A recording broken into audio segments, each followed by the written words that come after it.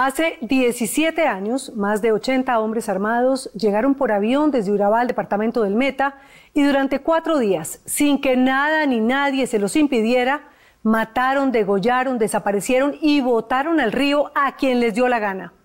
El general Jaime Humberto Uzcategui era el comandante de la 7ª División. Lleva detenido 15 años y esta semana la Corte Suprema de Justicia, que está dividida sobre si es inocente o culpable, le definirá su suerte. En un momento clave para que se conozca el desenlace de esta historia, la nena Arrázola habló con él. Aquí se comprobó que la Brigada Móvil 2 y el Batallón Joaquín París se confabularon, trabajaron mancomunadamente con los paramilitares, entraron en connivencia con los paramilitares, eso está comprobado. Este hombre que hace semejante confesión es el general en retiro Jaime Humberto Uzcategui. Duró 35 años en el ejército y hoy está condenado a 40 años por el delito de omisión en uno de los hechos más dolorosos que le ha ocurrido a Colombia, la masacre de Mapiripán. Localizaron un campamento del bloque sur de las FARC. Uzcategui era el comandante de la 7ª Brigada con sede en Villavicencio. Y aunque ha dicho hasta la saciedad que no tenía jurisdicción sobre Mapiripán, los jueces consideraron que sí ha debido proteger a la población del violento acoso paramilitar que se paseó, mató, descuartizó y desapareció a hombres y mujeres sin que nadie se los impidiera. Todo este horror ocurrió en 4 días. El macabro recorrido empezó el 12 de julio de 1997, cuando un avión DC-3 salió del aeropuerto Olaya Herrera de Medellín. Aterrizó en Necoclí, donde recogió una veintena de paramilitares que llevaban armas, municiones y unos 400 millones de pesos. Al mismo tiempo, otro avión, esta vez un Antonov de fabricación rusa, despegaba del Dorado de Bogotá y llegó al aeropuerto Los Cedros, ubicado igualmente en Urabá, entre Apartadó y Carepa. Otro número similar de autodefensa se subió y a las 2 de la tarde, con una diferencia de 3 minutos entre avión y avión, aterrizaron en el aeropuerto de San José del Guaviare. Ahí llegan, descargan los hombres, los urabeños, descargan las armas, las municiones, todos los pertrechos militares. Hay 2 camiones que habían requisicionado, se lo habían quitado por allá comerciantes, sacan todo eso del aeropuerto. Y en esa jurisdicción de la Brigada Móvil 2 y del Batallón París permanecen el resto del día sábado 12, el domingo 13, el lunes 14 y el martes 15 en las horas de la madrugada es cuando llegan al municipio de Mapiripán, porque después de que llegaron al aeropuerto, unos se desplazaron por el río Guaviare y otros se desplazaron en camiones por tierra. Pero alguna autoridad tenía que saber que algo estaba pasando, que no era para nada normal que 2 aviones cargados de mercenarios recorrieran medio país. Uzcategui no lo niega, y es cuando pone el dedo acusador sobre el coronel Hernán Orozco, comandante del batallón Joaquín París en ese entonces, y quien hoy goza de protección en Estados Unidos. Y el coronel Lino Sánchez, comandante de la Brigada Móvil 2, fallecido en 2006. ¿Y el batallón París y la Brigada Móvil 2 no se da cuenta de lo que está pasando? Claro que se dan cuenta de lo que está pasando, porque eso fue en las horas del día, fue a las 2 de la tarde, el aeropuerto estaba totalmente militarizado, le dieron la gasolina de los aviones, le facilitaron los camiones, entonces ellos no podían ser ajenos a lo que estaba sucediendo. Si el sábado la recibieron y durante 3 días se movilizaron por todos sus retenes, por su jurisdicción, por retenes tanto fluviales como terrestres, hasta llegar después de 3 días de travesía, el 15 de julio, al casco urbano de Mapiripán. La historia no para aquí. Uzcategui reveló ante las cámaras de los informantes que el 16 de julio, cuando los paramilitares de Carlos Castaño y de Salvatore Mancuso se movían a sus anchas en Mapiripán, el propio coronel Orozco le manda un fax y por primera vez cuenta las discusiones internas que tuvieron en el alto mando. Él me mandó un informe el día 16 de julio, me llegó por fax, que en el casco urbano de Mapiripán habían al parecer unos grupos de autodefensa, que al parecer del Urabá antioqueño, bla, bla, bla, bla, bla, bla.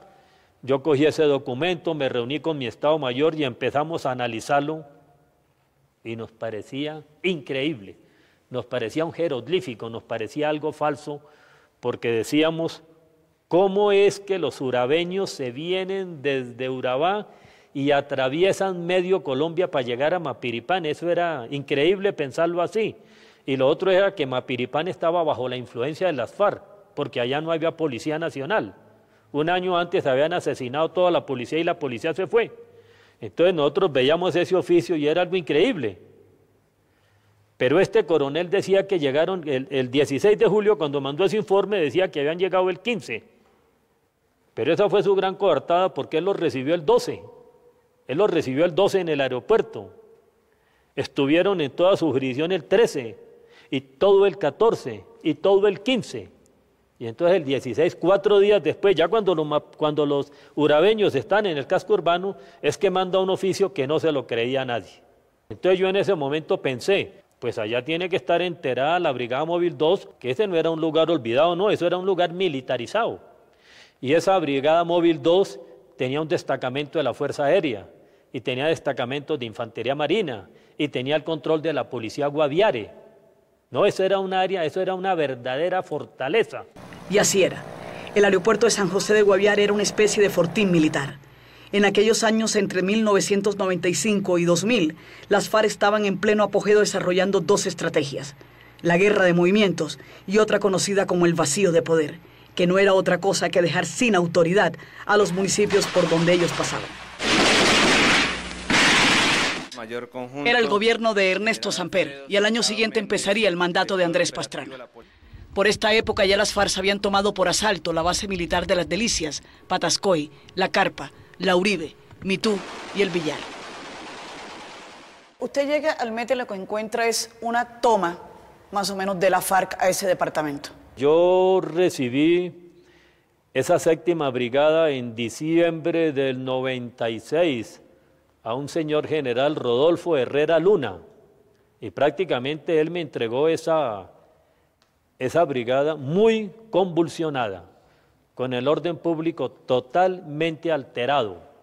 En esa época se hablaban de las famosas pescas milagrosas. Hay que tener en cuenta que era muy difícil el poder de combate del ejército del 97 al día de hoy.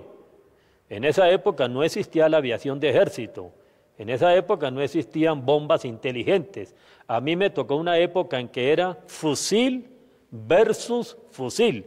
Teníamos prácticamente el mismo armamento que las FARC. Pero también el aparato paramilitar hacía de las suyas. Sin Dios y sin ley, iban imponiendo su terror en Barranca, La Gabarra, Ituango, Segovia y San José de Apartadó. En otras palabras, las FARC aseguraban su dominio en el sur del país y los paramilitares en el norte, oriente y centro. Y es en este contexto que Mapiripán era el botín que querían unos y otros. Por allí pasaba el 50% de la coca que se producía en el país y además esta zona era la retaguardia del secretariado de las FARC. General, cuéntenos una cosa, ¿quiénes de la FARC estaban en el Meta en la época en que usted era comandante allá? Todos los mandos de las FARC. Es decir, usted sabe que allá estaba el Estado Mayor del Bloque Oriental, allá estaba el secretariado de las FARC. Ese Estado Mayor del Bloque Oriental tenía una cantidad de frentes. Para esa época también estaba Romaña. Romaña se desplazaba entre Cundinamarca y el Meta, y era el de las pescas milagrosas. Allá estaba también John 40 o John 26, es decir, estaba Fabián Ramírez, es decir, era la época más tenebrosa de las FARC. Muchos combates en esa época. Muchos combates permanentes, muchos secuestros, muchos atentados. Yo desgraciadamente perdí más de 40 soldados en esos combates. Pero en Meta solo se hablaba de las FARC. Yo creo que ese año 97 fue el año más poderoso de las FARC. En esa época yo no escuché hablar de paramilitarismo. Yo estaba totalmente ajeno de lo que podría suceder en los departamentos de Córdoba y Antioquia. Yo estaba dedicado a mi jurisdicción y en mi jurisdicción, en esa época, no se hablaba de paramilitarismo. En lo que era el Meta, no se hablaba de paramilitarismo. Sin embargo, había informaciones de inteligencia de la época e inclusive informaciones periodísticas que daban cuenta de que allí en el Meta había un grupo que se llamaban los buitragueños, en Meta, Guaviare, Casanare, que se movían por esa zona. No oí hablar de ellos. No. Cuando se mencionó algo de los buitragueños, los ubicaban era en el departamento de Casanare, al norte del Meta.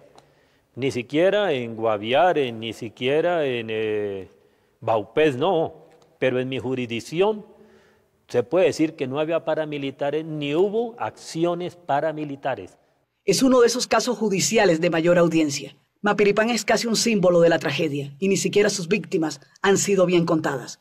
En 1997 y los años siguientes se habló de 49 muertos. En 2004 y 2005 esa cifra se redujo a 20. Luego, nuevamente fue modificada y quedó en 13. Y hasta se afirma que los muertos no pasan de 7. Hasta una ONG conocida como el Colectivo de Abogados José Alvear Restrepo fue acusada de maquillar las cifras y no tuvo más remedio que reconocer el error de haber puesto como víctimas a quienes no lo fueron. El Colectivo de Abogados José Alvear Restrepo mandó un documento allá a la CIT en Washington, donde dice que este jovencito, Hugo Fernando Martínez Contreras, de 16 años, fue detenido, torturado y asesinado. Y mandan una foto de él de 15 años. Resulta que desde 2 años antes de la masacre ya había sido reclutado por las FARC. Ese niño que dicen que murió en Mapiripán en el 97, Hugo Fernando Martínez Contreras, era un guerrillero de las FARC. Duró 13 años en las FARC. Se desmovilizó en el 2008. Tenía el nombre de alias Condorito. Y lo más triste es por este muerto que está vivo y que era un guerrillero. Yo soy inocente y estoy siendo condenado a 40 años. Él está vivo. ¿Está vivo? Esta misma semana la Corte Suprema de Justicia volverá a reunirse para revisar la condena del general. La mitad de los magistrados considera que definitivamente sí es culpable y que debe pasar el resto de su vida en prisión. La otra mitad va a pelear por una rebaja de pena. El futuro del general pende de un hilo.